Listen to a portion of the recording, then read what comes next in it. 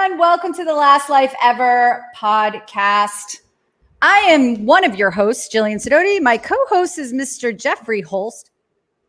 And today we're talking to Sunil Godse. And what's he going to tell us about, Jeff? I have no idea. No, I'm just kidding. I do know.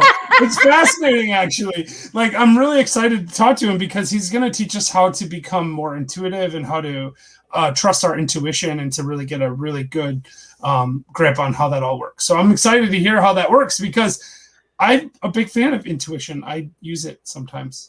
I'm terrible at using my intuition, so I'm hoping that I'm going to learn something from this. I'm pretty sure I will learn something from this because I'm terrible at using my intuition. And you know what my intuition's telling me right now? We should just play that video and bring. Okay, bye. Help me, my brother. Can you lend me a hand as I walk through this land of confusion? If we give to each other, then there's nothing to take. Let's live life for the moment before it slips away.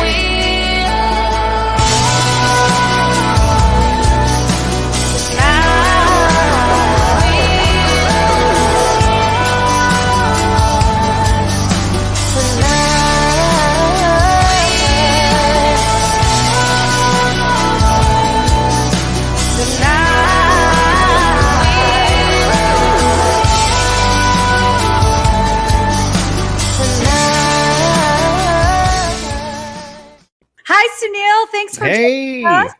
Thank you very much. I'm hoping to drop some knowledge bombs, get into some great intuition stuff, and give your listeners and those watching a really good dose of how they can live their life using the signals that intuition gives them. So awesome. I can't wait. So listen, the first thing I want to ask you before you get into that is how did you have a very tragic story where you learned this skill, right? Tell us about that. Yeah, absolutely. So one of the pinnacle reason why I really wanted to take a deep dive into this is when I was in engineering, which was another reason why I ignored my intuition and became sort of the good South Asian son. I ended up doing some personal coaching at the time, and I had a friend who was being stalked, and my intuition was saying that meet with her that afternoon because she came to me for advice. And again, I had nothing going on that afternoon. And for some reason, I started listening to these people saying, yeah, let's go for a beer and things like that. And I put off meeting her, and I said, let's meet a couple of days later. And the very next day, the stalker walked up to her at a bus shelter and put a bullet through her head. Oh my goodness! Oh my God! That would give you a reason to pause and reflect on what you're doing. Absolutely. Yeah. And I just and if we even backtrack, even like the engineering decision again, being listening to societal rules, listening to my dad, be a good Indian kid, right? Because there's 4 career doors as an East Indian. It's doctor, lawyer, engineer, or failure. Right. And so they gave lots of options. That happened to us too, actually. Jillian and I are both lawyers. I was going to say, it wasn't like we both made that mistake. Yeah. And what I started noticing is like there's these signals that are telling me what the right decision was, and I'm ignoring them. And that really got me to take a deep dive into understanding, okay, what is this thing called intuition? Why do we ignore it? And how do I fix this so it never happens to anybody else again? And that's the journey of intuitionology. Awesome. Intuitionology. I like it. I love it. And you've actually, so just so people get an idea, this isn't just like, oh no, my friend got shot, I better come up with an idea of how to tap into my intuition. You've actually used this in major corporations like Citibank and SAP, like huge. So this isn't just useful to, for your own personal protection, but also for like life and business decisions. So I can't wait to get into this. Okay. So tell us, you have a 7-step process. Tell us what that first step is. Yeah. So the first step is to really figure out, okay, so in the 7-day challenge, we look at solving a problem. The best way is to look at the context of a problem. So if you're looking at solving a problem, the very first thing I get you to take a look at is what didn't work in the past. Mm-hmm. Because when we talk about these unique signals that come, we have an inventory of positive and negative signals. And what's important to note is that these signals are kind of jam-packed with a lot of information. There's a lot of experience, and there's 4 types of intuition that actually inform these signals. So let me tell you what these signals actually tell you before we get into what the signals are, because it's very, very important that people understand. It's one of the biggest misconceptions of intuition is people, talk about it coming from voices from God, or, it's manifestation, or the body. And in some cases, people just think it's experience. And so we have to be careful that we define intuition in our own way. And the best way I can show how these 4 types of intuition actually come together to inform your negative signal, or the signals that I'm going to talk about, which are the first 2 steps, which are very important, is through someone who is a non-believer. So there was a fellow by the name of John Rothschild, and this guy was an investment banker. So data, experience, that ruled the roost. So when I asked him to do an interview on intuition, he said, Sunil, what are we going to talk about? Like, this thing just does not exist, And I said, listen, John, I've done some research. I've looked at the science. Let me come down and talk to you. And he said, okay, sure. I'm not sure what we're going to talk about. Let's talk about intuition for 5 minutes, I think. And the rest of the 55 minutes, let's just catch up. So I go down and I turn on the cameras, and I'm trying to convince him about these signals that I've heard. I've interviewed over 1,000 people now, on top of the science that I've also done. And there's one CEO that actually has run 2 multi-million-dollar corporations based on seeing the signal called an omen on his right shoulder. And there's no shape, no form, no color. He just sees it. And when he sees it, he says yes to whatever business deal that he's doing. And so I'm telling John this, and John says, yeah, you know what? I really wish I could shake that guy's hand. But listen, anything you do in life is based on your experience and your learning. And I said, okay. So now I start getting into the 4 types of intuition. One of the 4 types is called experiential intuition. So if you look at your brain like a library, like an iceberg, 90% is below water. That's the subconscious area of your brain. 10% is above water. That's the conscious part of your brain. Mm-hmm. So you're born with intuition, and every single day, 5,000 to 6,000 decisions a day that you make when you're younger, and 28 to 35,000 decisions when you're older. Each of these pieces of information, your experience, goes both formal and informal. Your learning, both formal and informal, or we call street smarts. Good and bad, your failures and hurdles. All these experiences get put into the subconscious area of your brain like a library. So when you get a signal that tells you either that you're making the right decision, or in step number 1, that you made the wrong decisions, it's jam-packed with so much information that in the case where you've made a bad decision, it's saying, Sunil, listen, somewhere in your past, you've done something similar that this decision is not going to end very well for you.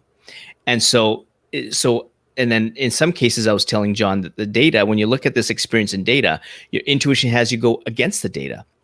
And he's going, that's really interesting, Sunil. I have an example of this. And so John was in the business of putting franchise locations in. And so things like McDonald's, Wendy's, Dunkin' Donuts. And his team would look at a benchmarking system out of 10. And a 9 out of 10 meant that they put a franchise location in. They look at things like demographics, development in the area, traffic patterns, things like that. So there was this dilapidated part in Toronto, which was a 5.5 out of 10. And now we're getting into the second of the 4, called situational intuition. John walks into this dilapidated area of Toronto, and he says, something is telling me, and now he says, perhaps intuition, something is telling me to put a location here, even though his team was saying, this is a no-go. He puts a location there. That becomes one of the most profitable franchise opportunities, called the beer market, under his whole portfolio of franchises that he has. Wow. Now John's getting it. John is really understanding things. And then at some point, John's purpose changes. He wants to, instead of be an investment banker, to now run a business. Now we're getting to the third of the 4, called relational intuition. What relational intuition does is it filters the people through to only allow those who really care about moving your life forward, and separates those who have no intentions of helping you. And so in John's case, when his purpose changed, all the people who were concerned about money, fame, ego, high-end restaurants, limousines, private jets, security, they were all telling him he was nuts. Not one person bothered to ask him why, except his wife. Mm. And when John said to his wife simply asked him a question, John, why do you want to do this? And he said, it just feels right. Now he's telling me about an intuitive signal. And he said, sometimes you can have all the data, but you have to go with your intuition. Now, not only is he telling me about an intuitive signal, he is now fully talking about intuition. And the fourth of the four is called creative intuition. Creative intuition is the one that allows you to take the decision that you're going to make. So once a signal gives you a signal, then you actually take action. And in John's case, you would think that this guy was a really successful investment guy. He's making $3 to $4 million a year as an investment banker. So you would think his intuition would pick a healthy company, good balance sheet, strong revenues, and a good customer base. Not his intuition. He picks a tiny, almost bankrupt little restaurant. So he quits his job. He walks into that restaurant. That restaurant ended up being Eastside Mario's location number 1. And over the next 20 years, he grew that to over $2 billion in revenues, all because it felt right. So what I've done like with, we need to get this guy on our show, actually, Jillian. I'm just seems like he'd be a good guest. Yeah, he's now since retired. He retired actually just after I interviewed him. But this is where I'm telling. So John was able to understand his signals, which are unique. His definition of intuition, what he thought, his experiences, and this is the thing with intuition. It's very unique to each one of us. So if we get back to that 7 days, that 7-step process. Step number 1 is figuring out what didn't work in the past, because that's where your negative intuitive signals are. And so now that we know that this is jam-packed with your experience, what your intuition is saying is, okay, here's a problem that you've tried and it didn't work in the past. So there's a reason, and your intuition was sending you a unique set of signals. And so it's very, very important to get your inventory of negative signals first. And this is where you have to really do your homework, because let's say you and I are doing our homework on negative intuitive signals. And so let's say we've identified that gut feeling as signal number, you guys have said that's signal number 1. And for me, what happens is when you ignore your intuition, it starts to change and get louder. So for me, let's say that gut signal is actually signal number 3, because I'm lazy and I haven't really saying, okay, I know I got that gut feeling when I didn't do this, but was that the first decision? But so for me, there were 2 other decisions that led to that third decision. So you guys have done your homework. Gut signal is signal number 1 for you. For me, gut signal is signal number 3, but I think it's number 1. When I make that mistake, that means that I've ignored signal number 1 and signal number 2. That means I've made 2 bad decisions. And that could be me just stubbing my toe, or I'm headed towards bankruptcy. I don't know. And so this is where you really need to figure out what your negative signals are first. And so once you've gotten that, the next step is to figure out, okay, what are the positive signals that are coming through? And so what you need to do is take a step back and go to a place where you can cut out the noise. And that's something I call intuitive mediums. And so for some people, they walk. Some people go for bike runs, think in the shower, drive long distances. These are very common, what I call intuitive mediums, where you can just focus. You're not on social media. You're not having everybody else talking to you. But what happens is you try and think now, okay, how am I going to solve this problem? And so what you start doing is you start layering in things that you know your intuition is telling you that you should do. If you try and emotionally sneak in a particular decision that you think should go in there, because you've done your homework already on your negative signals, a negative signal is going to come up and go, Sunil, come on now. You know that's not going to help solve your problem. And so you take that out. And so what you're left with is your problems that you're going to solve, the steps that you have. And also what you're left with at that point is you've got your negative signals and you have your positive signals. So now you're fully aware of the inventory of signals that you have. And so you need all those to move ahead. And so the next thing is what you do is that you take the next step and say, okay, who's going to help me solve this problem? And this is where your signals become really important, because when I looked at the research of the over 53,000 research articles that were there on intuition that I researched, 2/3 of them dealt with intuition and relationships. And so if you look at everybody, look at the people you've listened to in the past. I mean, this is what happened when with my friend who got killed, listening to a bunch of people that took me away from listening to me wanting to meet with her, doubting myself. I listened to my dad to get into engineering, doubting myself when I was meant to be an entrepreneur. And so the next step is to say, okay, I have this problem. Who's going to solve this for me? And so when you're thinking about people that are going to help you solve it, either when you think about a person, there's going to be a positive signal associated with it, or there's going to be a negative signal. And this is when you group your people together to figure that out, right? And so there's going to be people who are directly will help you with experience and learning, those who will be your supporters, those who have they don't do anything for that problem. And the last are the naysayers, or the drains, the energy drains. So you want to concentrate on groups number 1 and 2 for this problem. Okay. And this is what this 7-day challenge is. Now, it doesn't mean that everybody you know is going to be fit into this. For this problem, this is what you deal with. This is who you're going to reach out to. It could be that your best friend can help you for another problem, but not this one. But if you try and shove your best friend into this situation and he or she can't solve the problem because you think it's sexy and it's great to do the 7-day challenge, again, a negative intuitive signal is going to say, Sunil, come on now. You know that your best friend has nothing to do with you solving this problem. So you got to toss that person out. And so now you've got the right people helping you, that's going to help you give the advice or have the experience that are going to help you solve the problem. The next is, what do we need to change in our environment to move this? So are there old habits that we need to get rid of? Are there any routines that we have to change? Do I have to physically move to an environment?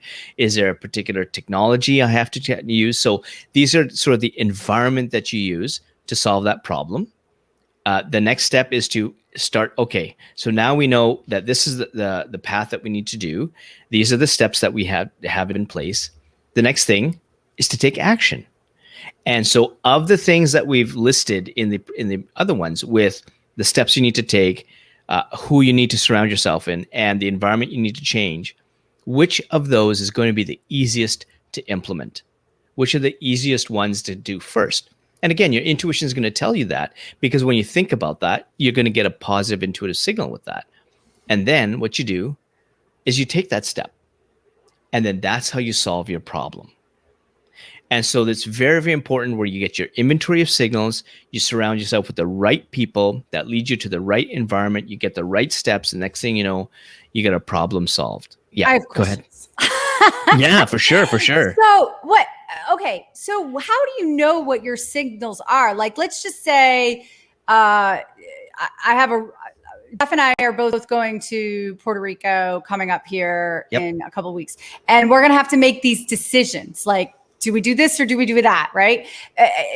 Let's just say I don't know what my signals are. How do I figure out what the signals are first? Yeah, so everything's based on the past, right? So the past decisions you've made. So even in this thing that I was telling you, what worked in the past, that what didn't work in the past, right? And so if you look at your past decisions that didn't work, you get a really good sense of your negative signals. And then if you look at the past at what did work for you, you want to get a sense of all the positive signals that you have. So everything is based on what you've done in the past, both good and bad, because that's what informs your signals. And so what you need to do is spend the time to get as many of those processes in place. And then you're going to start seeing a pattern. Oh, that's interesting. I can see these 3 or 4 signals working in a professional situation, whereas in a personal situation, these things happen. So to give you an example, for me, when it comes to doing stuff with my business, I often get the dots connecting, right? So I can see sort of, okay, the dots are connecting. These steps make sense. I can see where it is. And I can start mapping out the things in my head now. And if I see a step that doesn't work, I can sense a negative signal coming in. I always get a bit of a rub or something a little anxious. Then I'll back out of that, and then I'll continue on. So and I do this all the time, so it's a little bit easier for me. And people can get there as long as they trust those signals. And then with the negative signals, again, it's that anxiousness. Sometimes the hairs on my back of the neck go up, and my eyebrows cross. So sometimes my eyebrows will cross, and I'll lose my peripheral vision, and I know that there's something wrong, because I just instantly notice when I become hyper focused and my eyebrows cross, that whatever I was thinking is a negative thing. And so now I'm able to track my signals very, very easily, because I've done the work in doing that. Okay. And so and then once you have that inventory, those basket of signals will always stay with you. And the biggest reason why we ignore those signals is because we surround ourselves with people who just have us doubt ourselves. So many people are giving you, even in what you're doing, I'm sure you're listening to other people, or you're listening to each other, and you're not listening to yourself. And when that happens, you doubt yourself, and you're missing the subtle signals that are telling you what you need to do. And when you miss those subtle signals, that's when you start to make one bad decision after another.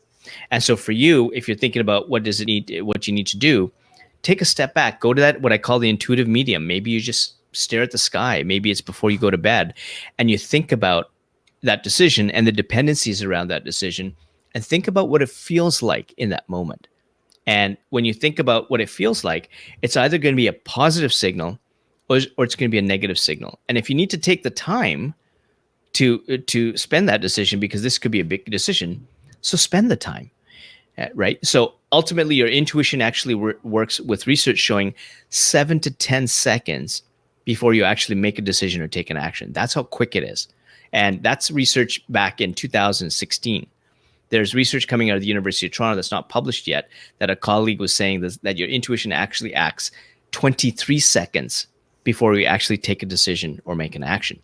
So it's lightning fast. But what you need to do is take the time that you need to make sure that you make the right decision. And over time, you become quicker and quicker and quicker and quicker at doing that. So then you just know, once you get a decision, boom, how does it feel? That's a good thing. That's a bad thing.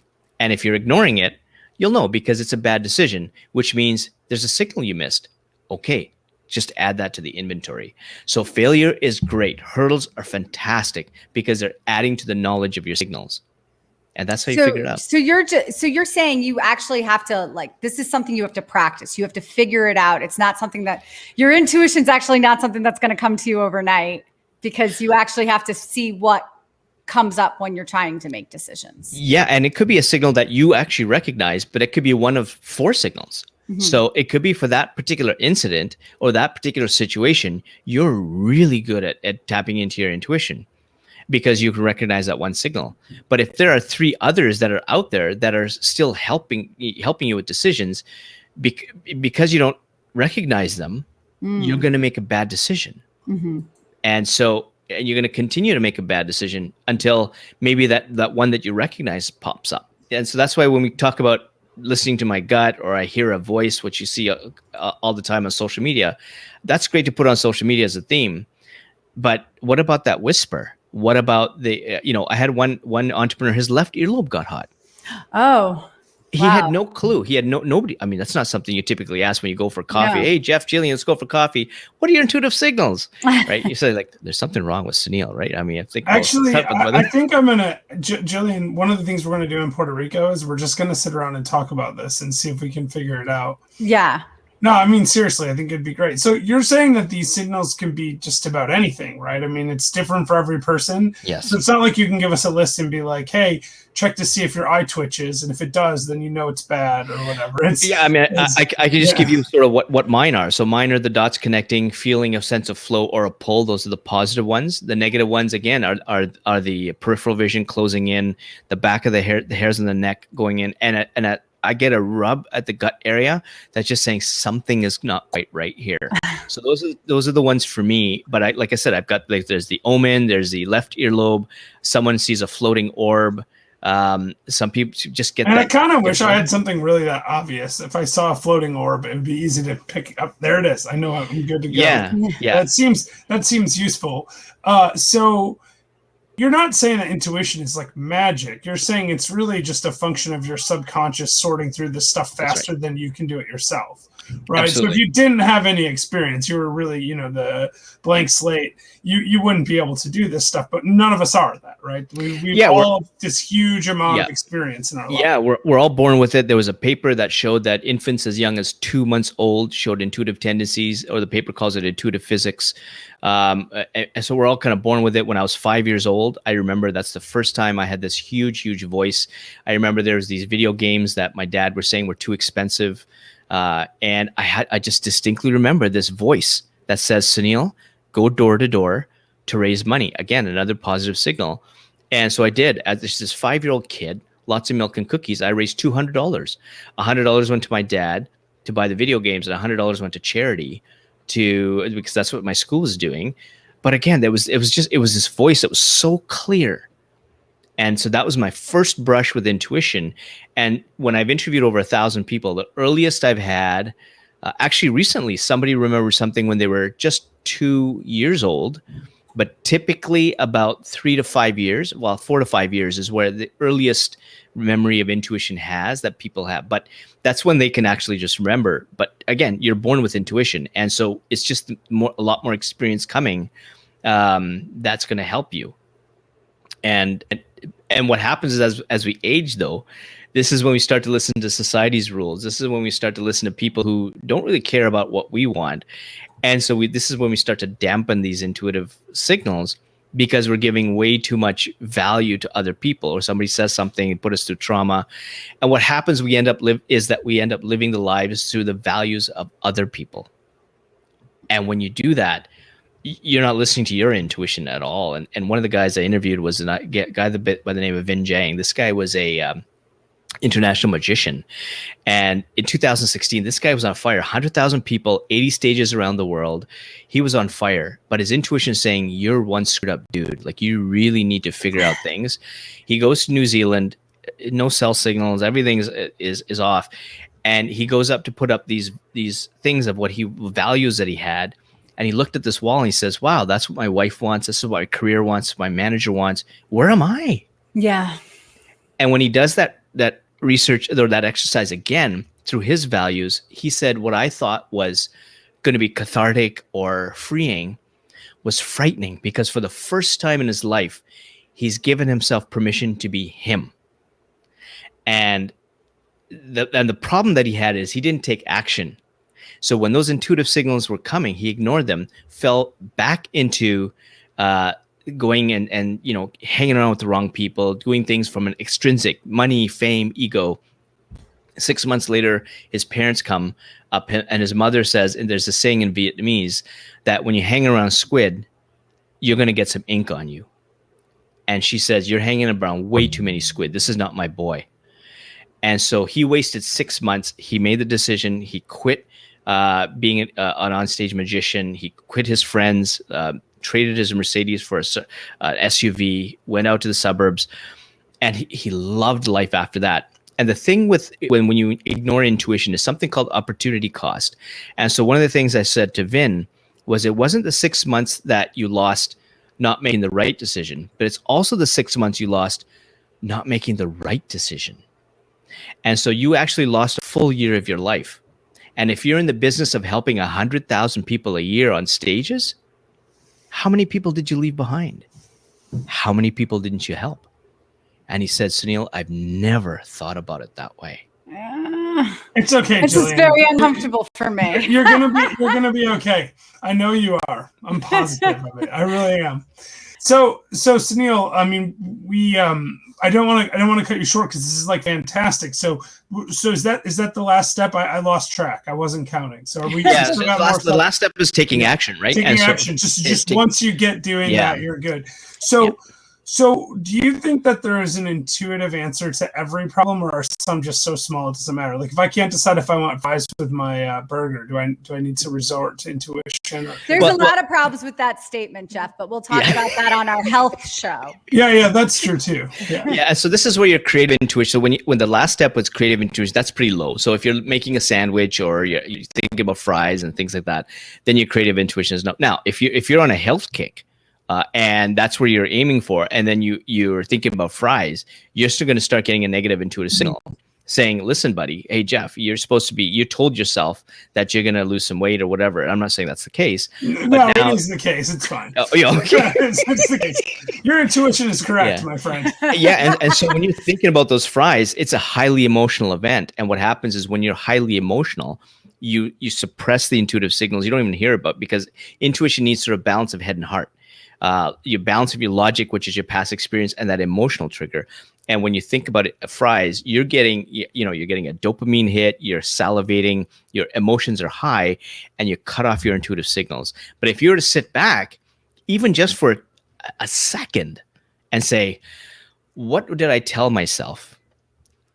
That's how you'd lose your focus on the fries. It just takes one statement. That's it. And you refocus, you're in the intuitive medium with one statement, and you will just drive right past that McDonald's, because your intuition is much stronger if you have the will for it. And so that was a long answer to your question. Yeah, that's great, actually. Yeah, in that, every decision is intuitive. It just depends upon how creative it is, or how important it is, how much the needle moves for you, and how much you're going against it. Right. And even in this simple example, just a very, very simple example, your intuition is going to keep getting louder and louder. So you may have the fries the first time, but just think about what you feel like afterwards, and the intuitive signals that are going to come later, and the regret you get. Those are the signals saying, come on, Jeff, man, you gotta believe in yourself. And that's what your intuition is helping you do. And I can tell by the expression on your face that that's hitting home for you. No, yeah, that's exactly right. And I mean, I think, I phrase it differently, but I've thought for a long time that life is a series of just sort of figuring out a little bit more each time, and you get a little bit better at everything each day, each moment. And that's kind of what you're saying is if you follow your intuition, you're building on this whole body of knowledge that you've accumulated over your lifetime. And so as long as you can tap into that, you just keep getting better and better at this stuff. Absolutely. And it's deeply rooted in science. And that's the thing that I think it just has not, like, there's science, there's neuroplasticity. That stuff excites me, because that's sort of correlated. You can't really say proven.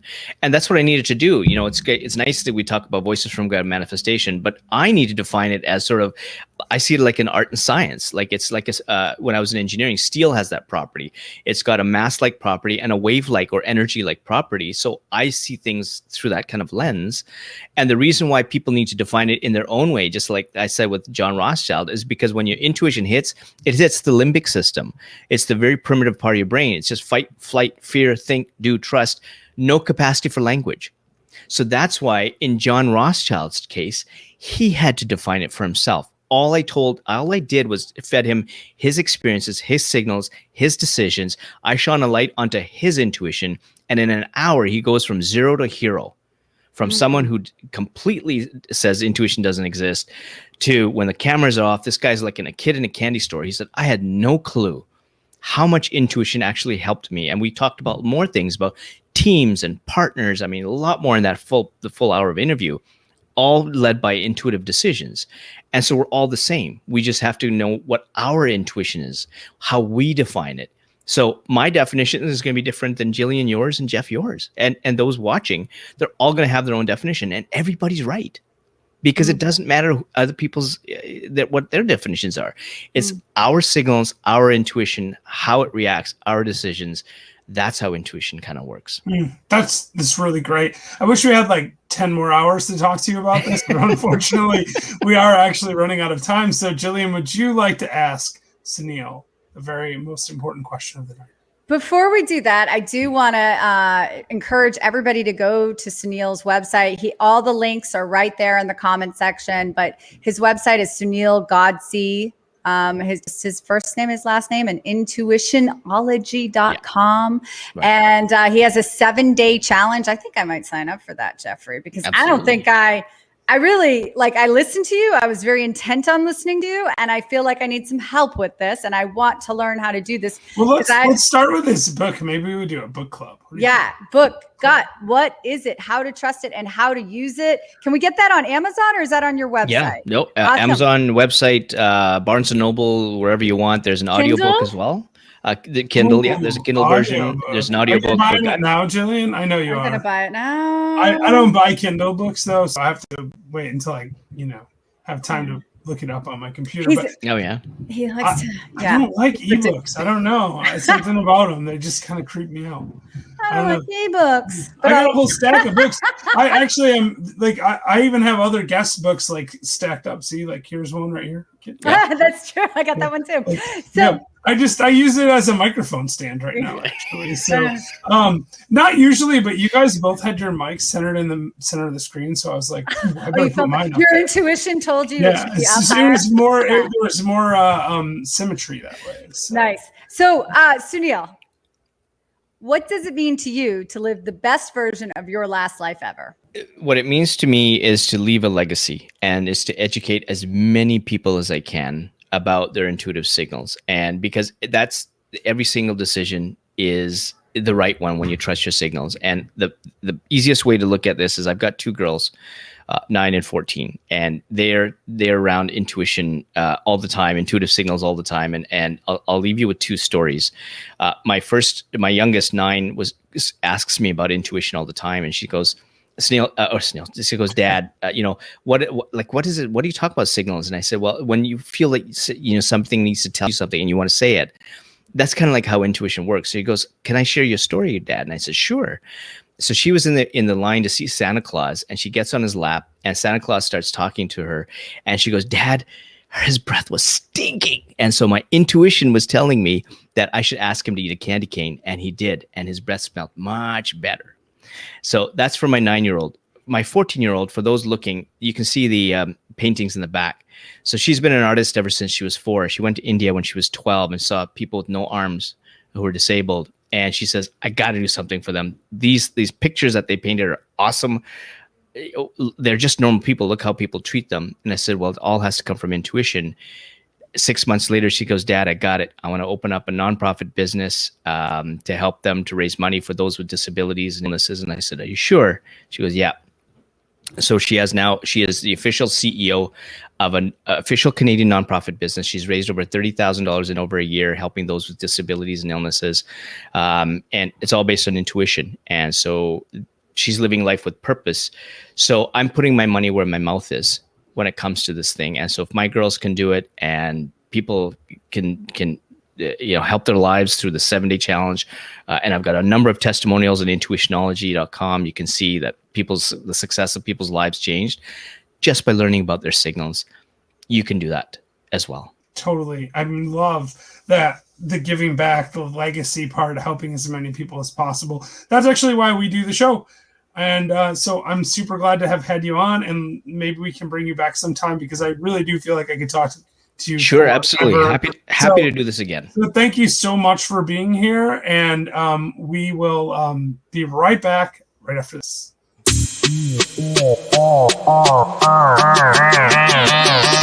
Go!